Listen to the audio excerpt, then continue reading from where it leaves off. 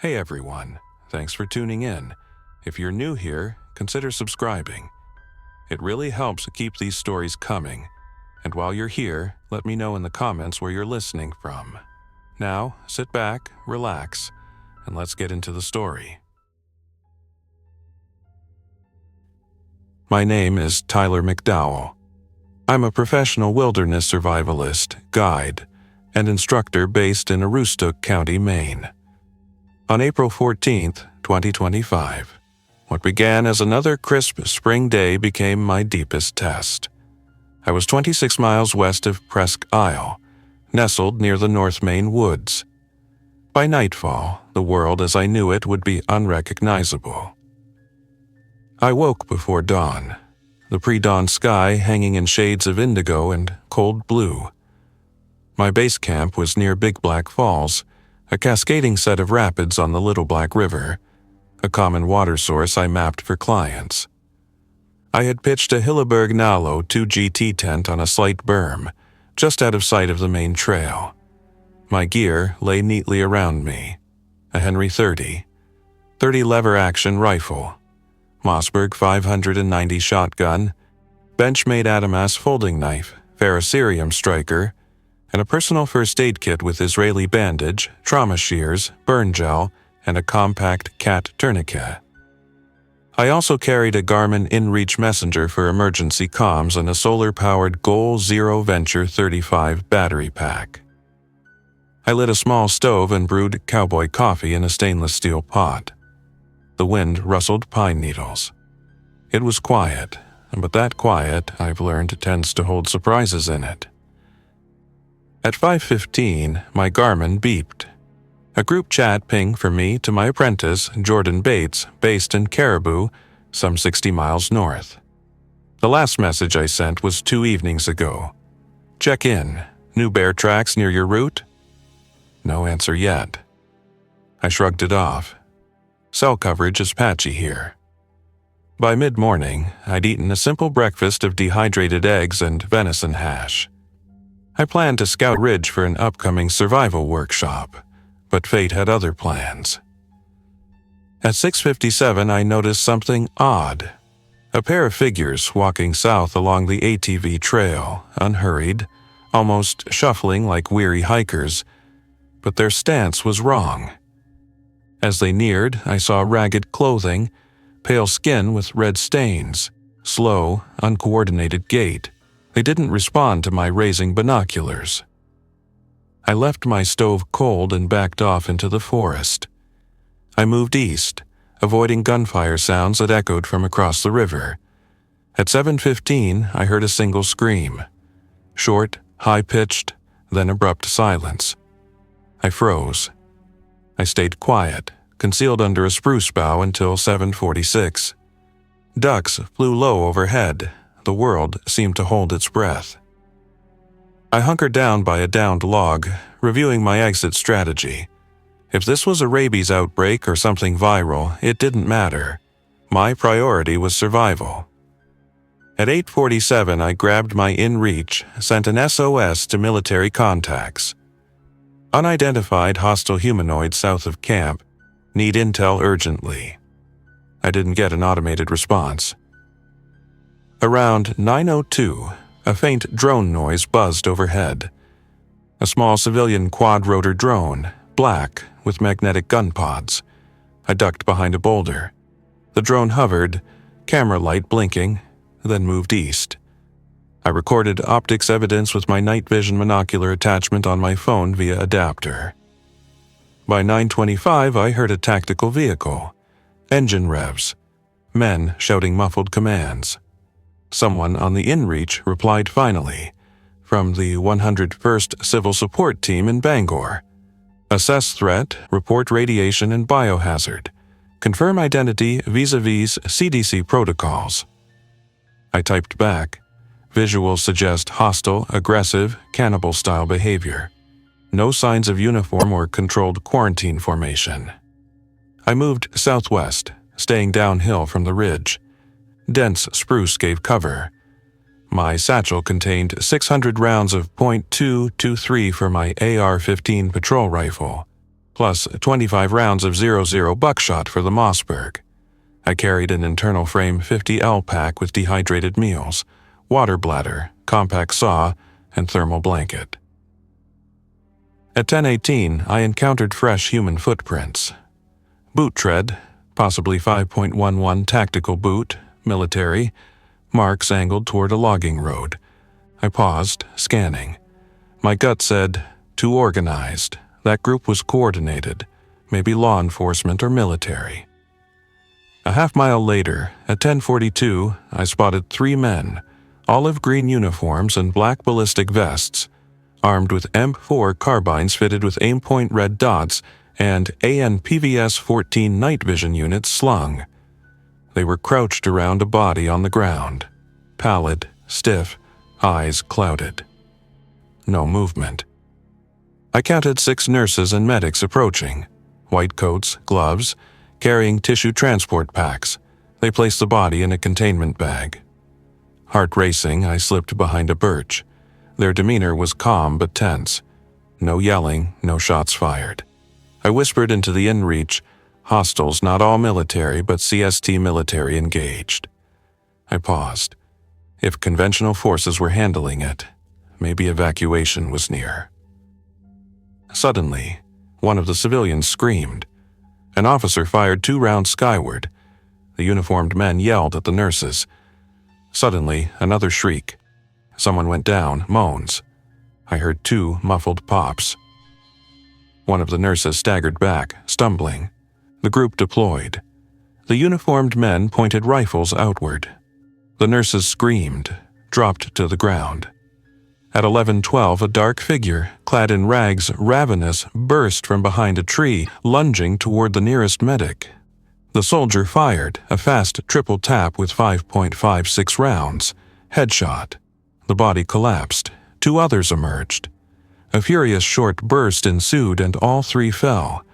The woods echoed. That's when I slipped too close. One soldier raised his rifle, scanning my direction. I raised hands, stepped slowly. He lowered his weapon, but a sergeant's voice barked, "Get eyes on him! Potential threat!" Suddenly, I was surrounded. I raised both hands and gave my name and credentials. Tyler McDowell, survival instructor, certified wilderness EMT, unarmed. They cuffed my wrists with plastic flex cuffs, searched my pack. I kept steady. Helicopter rotors droned overhead now. At 11:25, a medevac swept in. A UH-60 Blackhawk. Uniformed men gestured. I was told, "Follow us. You're a witness." They escorted me slowly uphill. I saw vehicles. 2 MRAPs, mine-resistant ambush-protected vehicles, 3 Humvees, and 2 ambulances. They led me to the helicopter landing zone. As we boarded, the Blackhawk's blades whirled. Sand and pine needles hit my goggles, and the Humvee rolled beyond. During the ascent, I caught sight of small fires. Headlights from civilian vehicles abandoned on State Route 1. Smoke rising in dark spirals. The uniformed men whispered in radio chatter, "Lockdown underway. Multiple counties declared a state of emergency." From the bird's side window, I counted at least 7 bodies in forest clearings. Civilians bitten, rigid. I saw flashes of restrained groups at roadside, people in zip ties, silent. At 12:30, the helo landed at the Presque Isle International Airport. I stepped down, hands still flex-cuffed, and walked past a cordon of NDMs, National Disaster Medical System personnel in Tyvek suits, HUD helmets, gloves. They monitored biosuits, decontamination tents. A large white tent bore CDC insignia, quarantine and observation zone. A senior officer, a lieutenant colonel with silver oak leaves, led me to a makeshift command tent. A CDC epidemiologist, Dr. Caroline Abernathy, introduced herself. She flipped open her MacBook and pulled up satellite data, medical logs. "Mr. McDowell, are you injured?" she asked. "No, sir, no visible wounds. I rinsed minor scrapes with povidone iodine at camp," I answered. She nodded. We're looking at a rhabdovirus. Affects behavior and motor skills, rapid neural deterioration.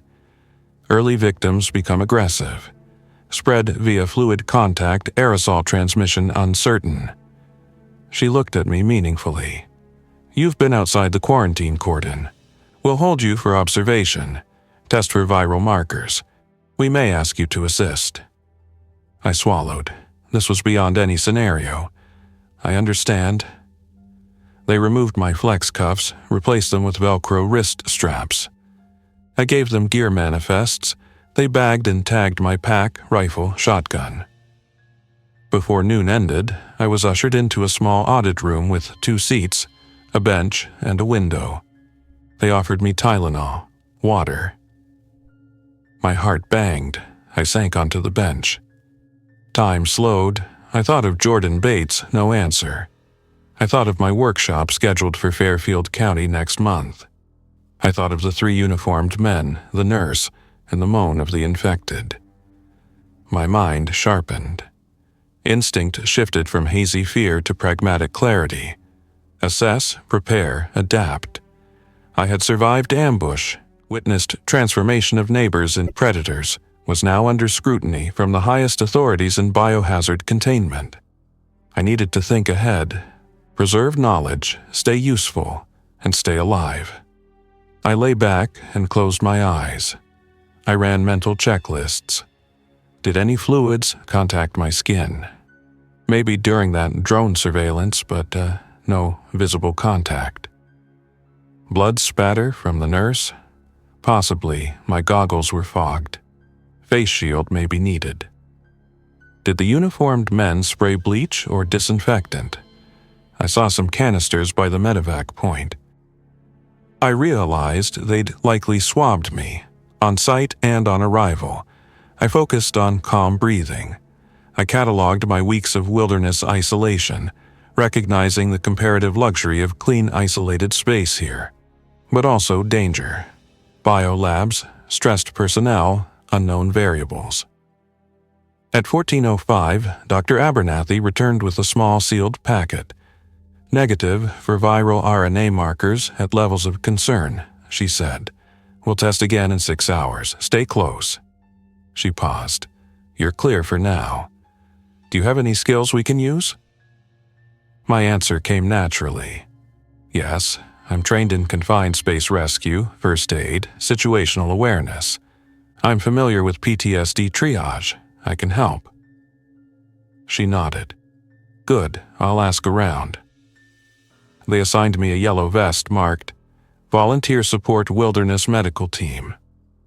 I joined a group of 4, a paramedic from Maine EMS named Katie O'Brien, a former Army Ranger medic Nick Sullivan, and 2 CDC technicians.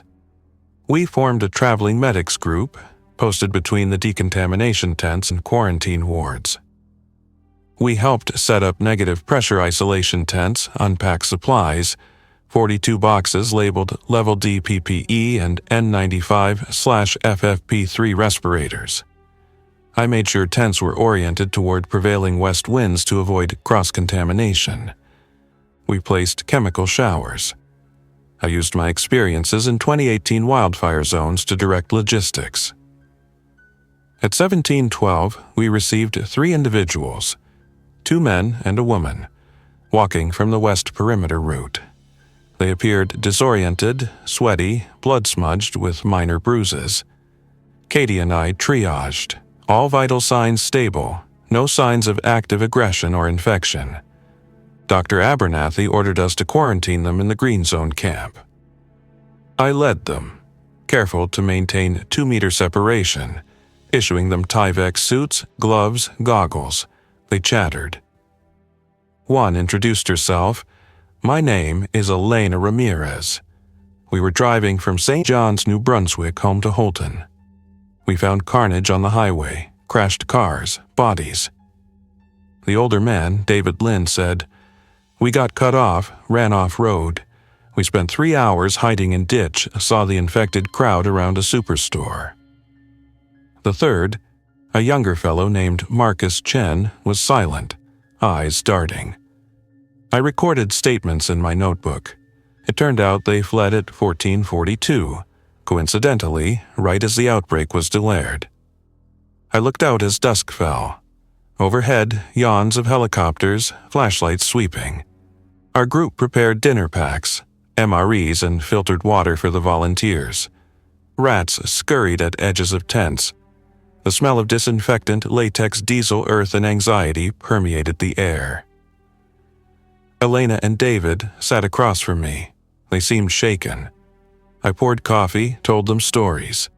Bear track encounters, river crossings, storm survival. They smiled in relief. Those moments reminded me. Amid breakdown, trust and small kindness stabilizes. Night approached with cold breeze. I set up fatigued vigil, checking the isolation tents, inspecting seal integrity, ensuring lights worked. I walked path patrols with Nick. At 1948, Katie radioed, "New red zone in Lab 3. Air pressure dropped. Possible breach." I sprinted. We saw a cracked exhaust vent, some liquid on floor. CDC techs moved in donning a 2-rated PAPR suits and level C gas-tight gear. They told us to hold evac M3 wristbands, just in case. By 2010, it turned out to be residual from a prior specimen. False alarm, relief, and a sharper awareness of how close we were to critical failure. By now, it was dark after twilight. A bright moon glimmered. Most of the unwounded occupants of quarantine camp were resting in small cots. The uniformed men were still posted, logging every entrant and exit. I noted the guard shift changes at 20:45 and again scheduled at 22:30, and identified where we needed night vision flashlights, extra AA batteries. I secured a box from supply. I collected coffee grounds to filter in the morning. I rechecked my own shotguns, making sure each was clean, safety's on. I tied a ferro rod to the pack in case of power loss. The station was quiet again, almost unnervingly so, the kind of silence that makes your ears strain for something, anything. I stepped out into the lot for a moment, just to stretch and scan the perimeter one last time before settling in. The sun had dipped below the horizon, leaving a burnt orange glow stretching across the mountains to the west. No traffic, no birds, just wind tugging at the plastic sheeting I'd nailed over a shattered window earlier. Inside, I locked the door behind me and wedged a pry bar between the handle and the floor. Not foolproof, but better than nothing. I dragged a metal display rack near the front and wedged it too. Then I flicked off the lights. Darkness folded around the space like a blanket, broken only by the red glow of the exit sign near the back. I kept a small LED lantern on the counter, set to the lowest setting, just enough to find my way without broadcasting my position. I sat behind the counter with the Remington across my lap and laid the other shotgun beside me. My pack was leaning on the stool leg. I placed a bottle of water nearby, then removed my boots and socks to let my feet breathe. Blisters were already forming along the arches, and I'd need to deal with them tomorrow or risk slowing down. I rotated each ankle, listening to the pops and tightness in the tendons. Outside, something metallic clattered against the pavement. I froze, eyes locked on the front window. It was a single sound, not repeated. Could have been wind, could have been anything. But now, I was wide awake again, pulse hammering like it had earlier during the trek from the highway. I waited. Nothing followed. I thought about checking the monitors again, but it would mean standing up and giving away my silhouette. Instead, I just watched. Listened. Another 5 minutes passed. Then 10. When nothing happened, I slowly let myself breathe again. Sleep would be hard, but I knew I had to rest. I set a wristwatch alarm for 2 hours and placed it beside me. I didn't dare stretch out, just leaned against the counter and pulled my hoodie over my face, keeping one hand on the shotgun grip and the other under the strap of my pack. If someone, or something, got in, I'd feel it move the weight. Time passed in a blur of half-sleep and sharp awakenings.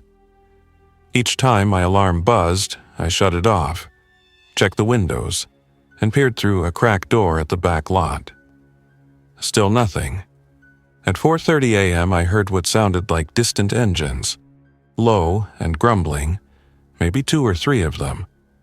Not close enough to be a threat, but close enough to put me on edge. By 5 o'clock, I gave up on trying to sleep altogether. I went to the small restroom in the back, washed my face with cold water, and used a little soap to clean under my arms. I changed into a fresh shirt from the pack and taped my blisters.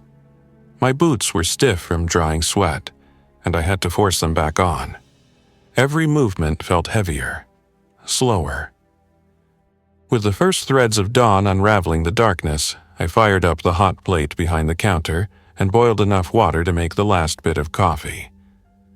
It tasted like burnt cardboard, but it was warm, and that was enough.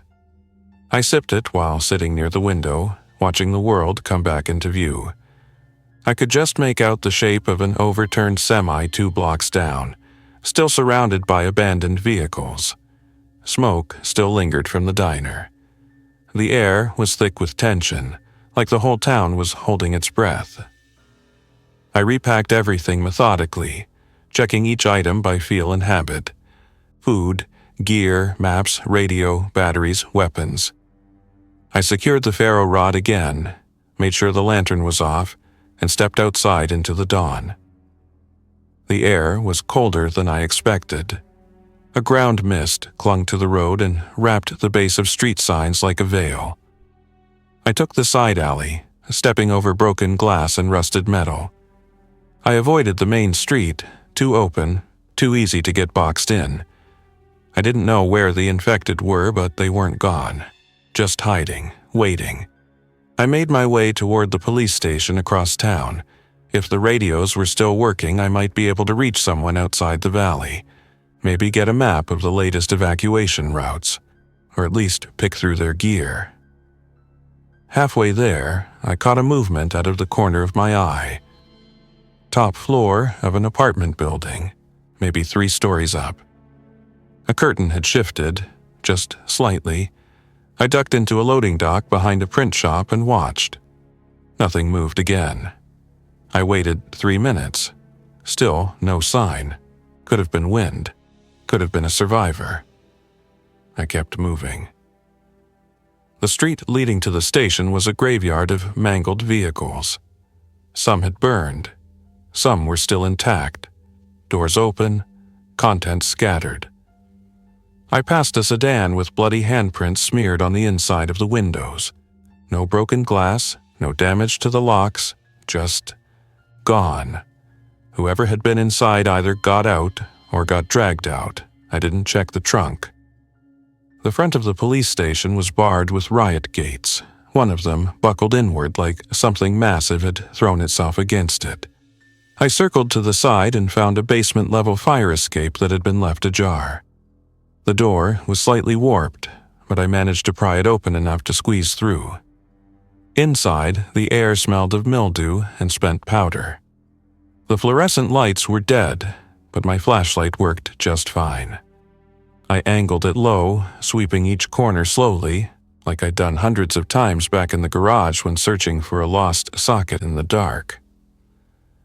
The station had been abandoned in a hurry. Desks overturned. Filing cabinets left open. Spent casings littered the floor near the main entrance. There were signs of a last stand, barricades made from office chairs, riot shields propped against door frames, dried blood smeared along the baseboards. I made my way to the radio room, and miraculously the console was intact. I flipped the main switch. Nothing. Then I noticed a backup generator switch on the wall. I followed the wires, found the unit in a concrete-walled closet just off the armory. There was fuel in the tank. I primed it, held my breath, and yanked the cord. The station shuddered as the generator kicked to life. Back in the radio room, a warm hum filled the space, and indicator lights blinked to life on the console. I adjusted the frequency, checked the emergency channels, and keyed the mic. "This is an emergency broadcast from Junction PD station. Survivor broadcasting. Anyone receiving, please respond." I waited. Static. I repeated the message. Again, nothing. Then, faint and broken through the fuzz, a voice crackled. "Copy, identify, location, repeat." My heart thumped like a drum. I leaned in, adjusted the gain, and repeated my message. The voice came through again, clearer this time. "Survivor, state your coordinates. How many with you? Are you secure?" I hesitated. No point in lying. "Just me. Solo, I'm secure for now, requesting evac or intel on safe zones." There was a pause. Then, "Acknowledged. Hold position. We'll try to route intel your way. No promises. This net goes dark in 2 hours." And just like that, the line went dead. I sat back in the chair, staring at the radio like it might flicker back on, but it didn't. I was alone again. But someone had heard me. That was enough to move forward. I stood up, rolled my shoulders, and looked around. I had 2 hours of generator time left. I wasn't going to waste it. I was going to find maps, weapons, keys, whatever I could. I started with the captain's office, just down the hall from the radio room. The door had been left open, and a coffee mug had shattered across a stack of personnel files on the floor. A corkboard on the wall was filled with pinned notices, shift rotations, missing persons reports, photographs from the annual fair, and right beside it, a topographic map of the surrounding region. I took it down carefully, folding it into quarters. It showed the whole county. Forest Service roads, ridgelines, hunting trails, fire roads. Better than the road atlas I'd been using. In a locked filing cabinet behind the desk, I found 2 sets of vehicle keys labeled Unit 3 and Unit 6, along with a laminated garage access card. No idea if the vehicles were still operational, but if either unit had a full tank, that was better than marching across the Rockies on foot. In a lower drawer was a plastic tackle box labeled Confiscated Do Not Return. Inside, a folding knife with a partially serrated edge, a taser, 3 pepper spray canisters, and a tactical pen with a glass break tip. I took the knife and the pen. Everything else stayed. Moving down the hall, I passed the evidence room, which was already open. Someone had looted it. Shelves were ransacked, bins overturned. I didn't expect much, but I gave it a once-over anyway and spotted a single flare gun tucked into a back crate, along with 2 unused cartridges. The body was scratched and sun-faded, but it still locked shut cleanly. A signal like that might draw the wrong kind of attention in town, but in open country, it could mean the difference between vanishing and being found. I stuffed it into the side pocket of my pack. Next was the armory. The steel-reinforced door had been wedged open with a fire extinguisher, and inside, most of the racks were stripped. Shotguns, rifles, all gone. What remained were 2.40 caliber Glocks with empty magazines, a few beanbag rounds for a 12 gauge, and a dozen flashbangs in hard plastic cases. I took one of the Glocks anyway, plus a few cleaning rods and patches. Might come in handy later. I made sure to grab 2 sturdy holsters off the wall, one for the Glock and one for my Remington. Just as I turned to leave, I spotted a heavy-duty trauma kit on the floor, half hidden under a bench. It was zipped tight and intact. I checked the contents: Israeli bandages, quick clot gauze, tourniquets, trauma shears, burn gel. Exactly the kind of thing you don't need until you really, really do. I strapped it to the bottom of my pack with paracord, then shut off the lights behind me to conserve the generator. By now, I had maybe an hour and 15 minutes left on the generator. I used that time to check the building's garage. The access card still worked. I swiped it through the reader at the side door. and after a half-second delay, the bolt lock clicked open. Inside, the garage was pitch black except for the dull red emergency light over the exit. I flipped the wall switch and old halogen bulbs buzzed to life overhead. Unit 3 was a Ford Explorer Interceptor. The front end was dented, grille cracked. No keys inside, but I had them in my pocket. I unlocked it, slid into the seat and checked the ignition. It turned over on the first try, engine catching with a low rumble. Fuel gauge, half full. Not bad, but not ideal. I left it running while I searched the rear storage compartment. A standard riot kit, plastic shield, body armor, helmet, zip ties, radio unit, and a small box of 12-gauge shells. Jackpot. I opened it, 8 slugs and 6 buckshot. I checked the load in my Remington and topped it off. The rest went into a pouch in my bag. The second vehicle, Unit 6, had been cannibalized. Tires stripped, backseat removed, wiring exposed. Someone had clearly tried to use parts from it for another vehicle. I left it alone and returned to the Explorer. I parked it closer to the side of the building, under a large camo net that had been used to conceal it once upon a time. Might still offer a bit of cover. Back inside, I made my last sweep of the station.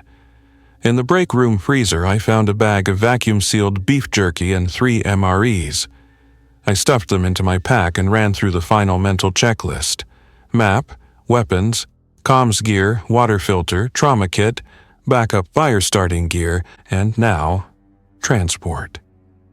The generator began to sputter right as I returned to the radio room. I shut it down before it could empty the tank entirely. Might be someone else behind me who could use it. Back in the silence, the building felt like a crypt. I walked slowly, shotgun angled low until I was outside in the morning air again. The sun was still low on the horizon, and the sky had that early blue haze that made distance hard to judge. I locked the garage door behind me, tossed my gear into the back of the Explorer, and slid into the driver's seat. From here, I had 3 options. North, toward the ranger station in Red Creek Canyon. West, toward the highway and possibly out of the quarantine zone. Or east, toward a radio tower on Mount Trask that had been marked as Operational Command Relay on the map I took from the captain's office. Each direction had its own risks. The highway would be choked with evacuees, or worse. The ranger station was deep in the wilderness and might already be overrun, but if not, it could have firewatch logs, comms, fuel. The relay tower was the best shot at long-range communication, but it was exposed, steep, and likely swarming with infected or opportunists.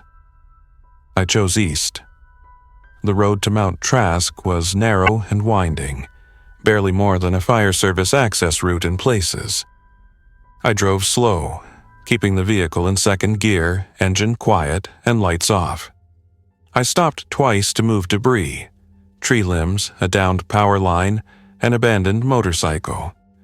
Each time I left the door open and the engine idling, in case I needed to jump back in quickly. By late morning, I was halfway up the switchback. The road was cut into the side of the mountain, with a sheer drop to the valley below. To the left, dense pine and aspen. I saw no movement, but I heard something. A rhythmic thudding, slow and heavy. I killed the engine and listened.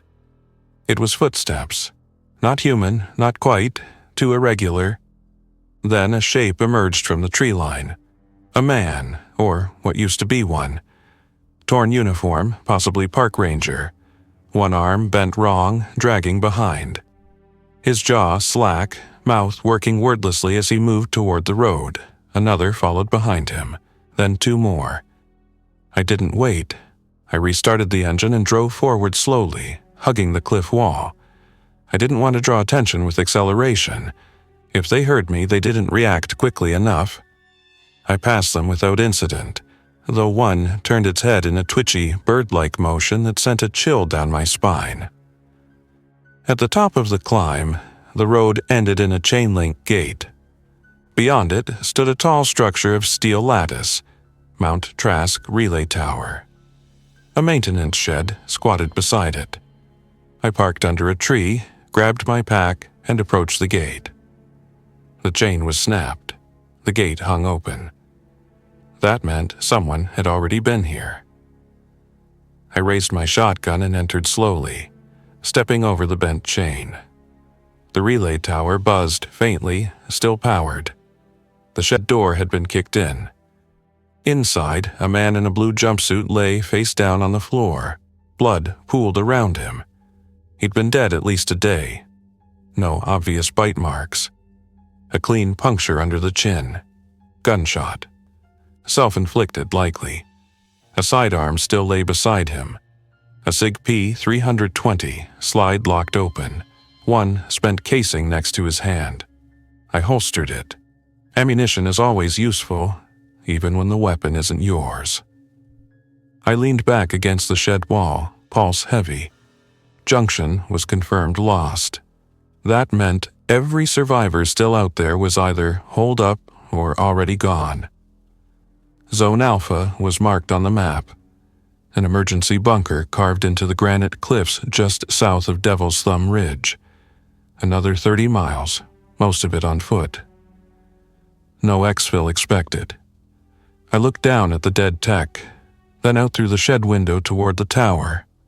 Beyond that, horizon, mountain, sky, all of it quiet. I stood there a long time just breathing, feeling the weight of it all settle on my shoulders. Eventually I moved. I closed the dead man's eyes, not out of sentimentality but habit.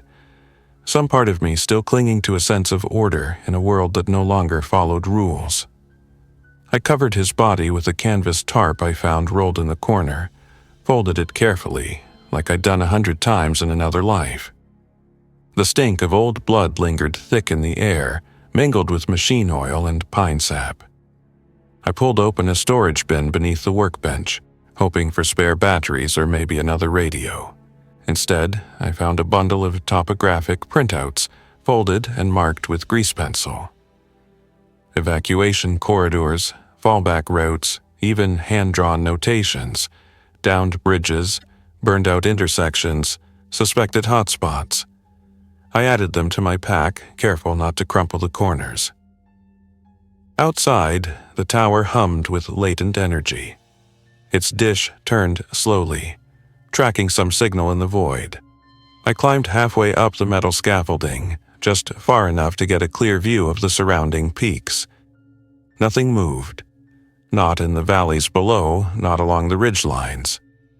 The infected didn't announce themselves until they were close, but even so, there was an eerie, unnatural calm. I descended, noting every angle, every approach. Then I found the breaker box inside the shed and shut the whole place down. No sense broadcasting a beacon if I wasn't going to stay. Back at the vehicle, I took inventory. Water was down to 1.5 liters. Ammunition was holding steady, but food was low. 2 MREs and the jerky. I ate a few strips, drank sparingly, and studied the map again. The route to Zone Alpha would take me across jagged elevation and exposed plateaus.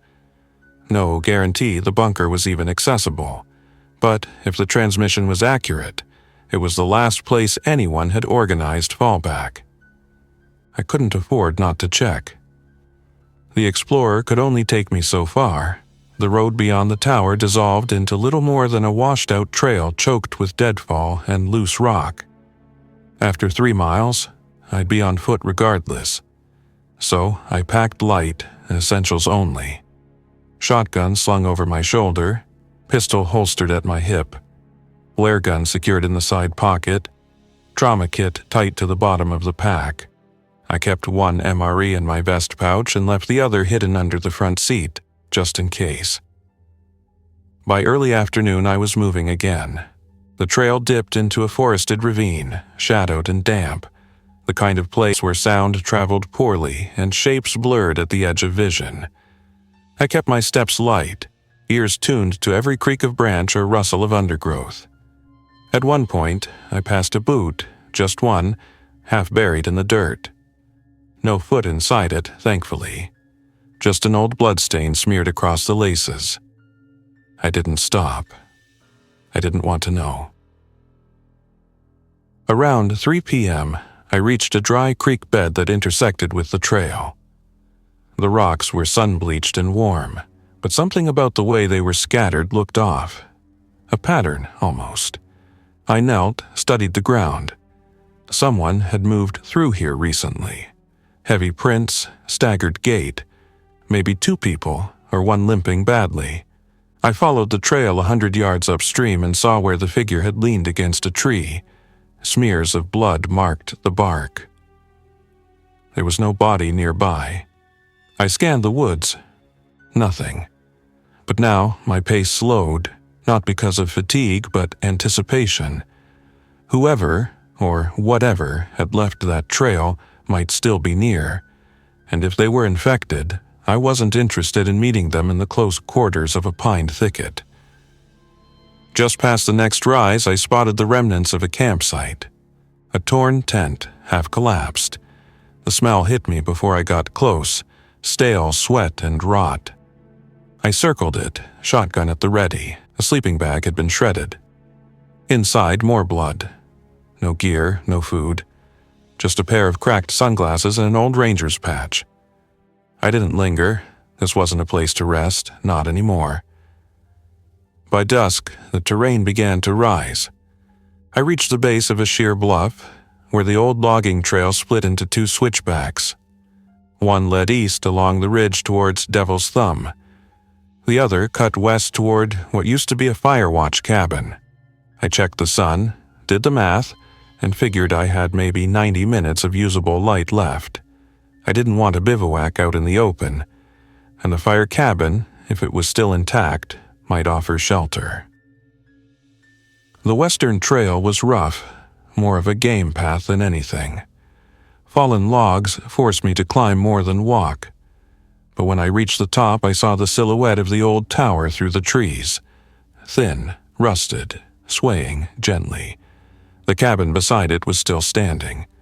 A single window had been boarded over, and the door hung slightly ajar. No movement, I approached quietly. Inside it was empty, save for a rolled sleeping mat and a few empty cans.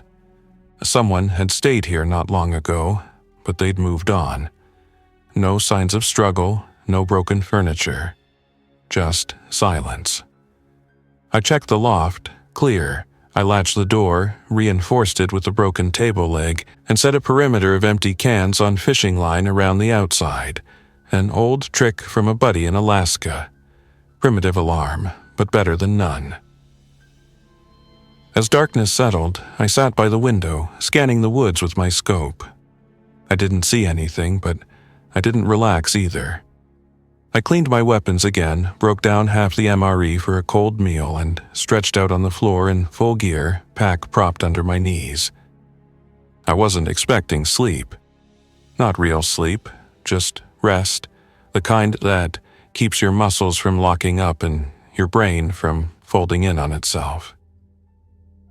Outside, the wind moved through the trees in slow, dragging waves. Once or twice I thought I heard voices, low, indistinct, rising and falling like chant or radio static.